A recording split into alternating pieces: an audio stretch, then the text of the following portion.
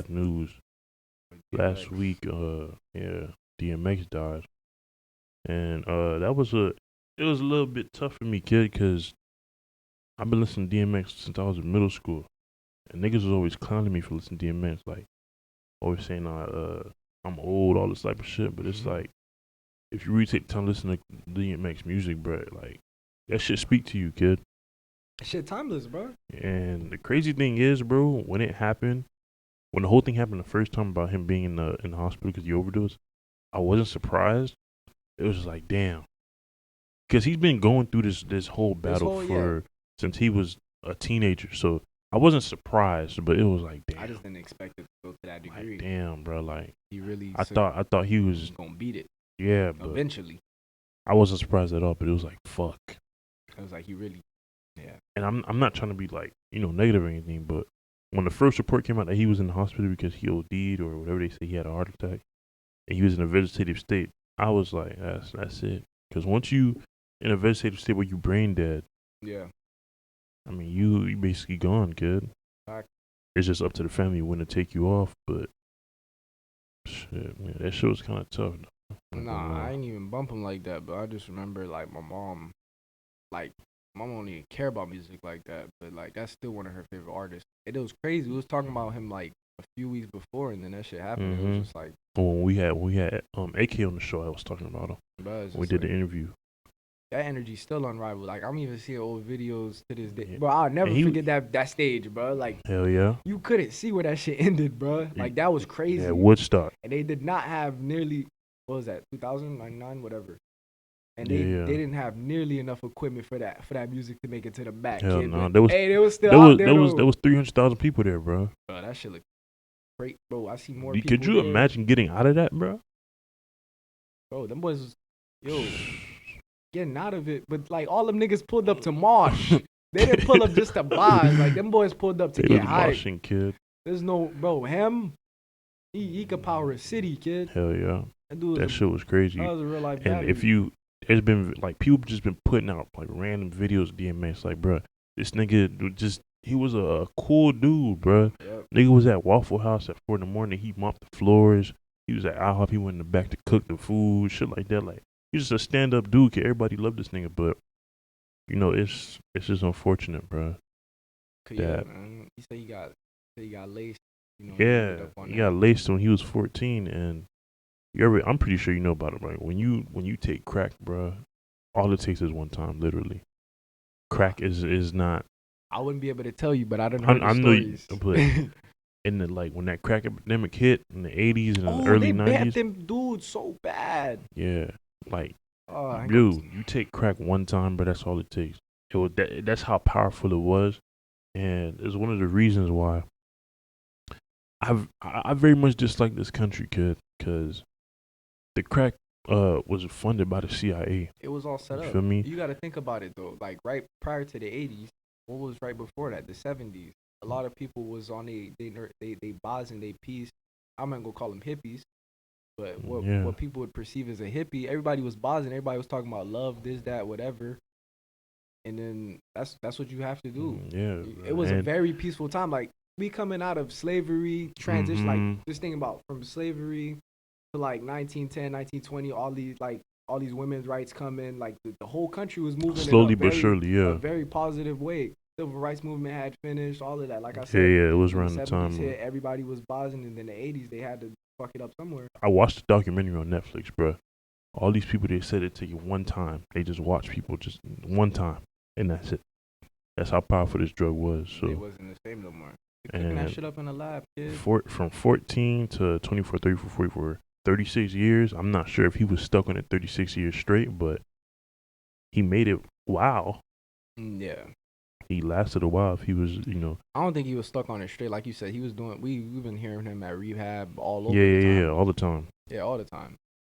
Like with that whole thing. I mean, Lamar Odom was able to get over his addictions, but like I said, like my whole life I've been. Who was on crack? Well, that nigga Stephen A. Bro, that's another one, dog. He be tripping, bro.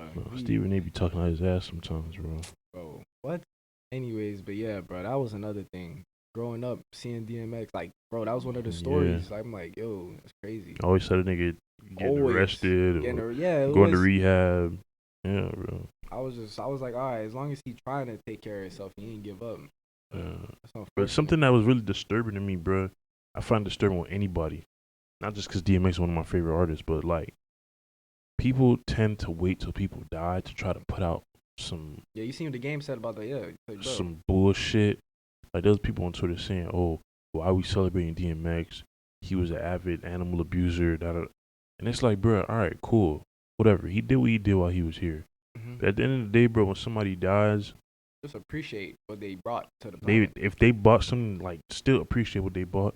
If you don't feel anything for that person, cool. But Then I just don't leave it feel like you alone. gotta say Yeah, it you don't gotta and try to project. Oh, and then this other girl, They hold want up, to create bro. like this whole I gotta, collision of negativity and positivity. yeah, It's like, bro, if you don't got nothing to say, but just I just gotta leave it find alone. this. Just buzz. Hold up, I gotta find this shit. That shit don't even make sense.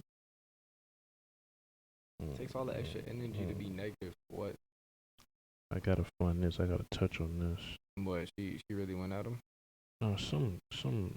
Like, they was doing I the was about to same say thing. something. They was doing the same thing with the whole Kobe situation. It's Yeah, like, and they did that shit with Kobe with talking about some. I'm like, bro, like we get It's not the time, bro. Like, either even if it's not the time, bro. It's like, can people grow? And you just like, yeah, it's like, damn, like, how you know he's still like that? that's what I'm saying, bro. For you to just be sitting here waiting to nitpick, like, bro, you gotta buzz. Okay, let me find this shit. Buzz, no, but yeah, bro. All right, His look. energy is beyond any. Hold up. His energy was crazy, dog. So there was this video because when Drake first came out, right? Yeah. Around 2011, 2012, when Drake was first started getting up there, DMX said he didn't like him because he thought he was soft, whatever the case, or whatever. A few years ago, DMX said he was wrong about Drake because, Yeah, I seen that. you know, they had a conversation and Drake told him how he was an inspiration, all this other shit. So he said he was wrong, right? So they had put this up there on Twitter and this girl goes, damn, but he couldn't admit his wrongs in writing homophobic and transphobic lyrics for Where the Hood At. It's only been a song for 18 years. And it's like, bruh. I could, but first of all, bro, like the shit, he already wrote the song. He already wrote the song number one. And why does his ideals have to align with yours? It's not even about that, dude.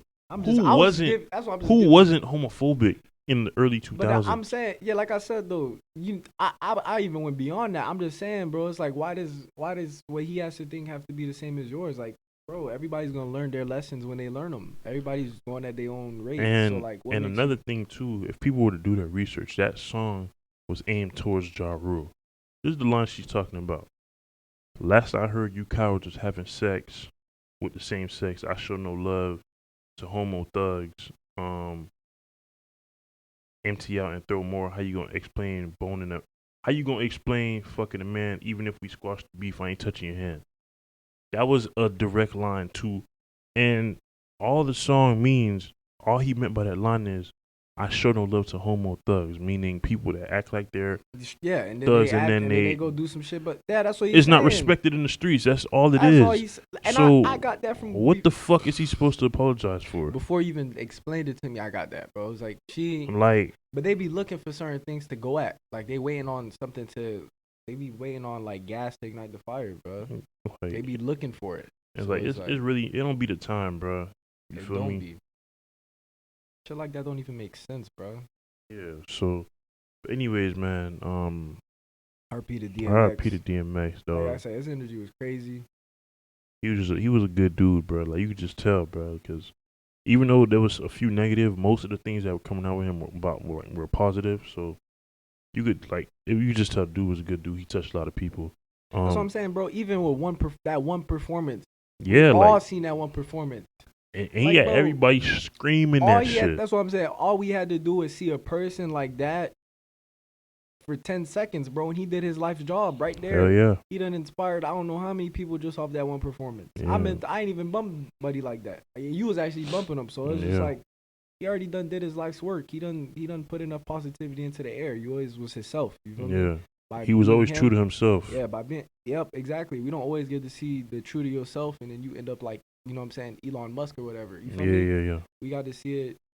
Unfortunately, it's the good, the bad, and the ugly, bro. It's facts, bro. You just gotta respect it. It's life. It's all beautiful. Shout out to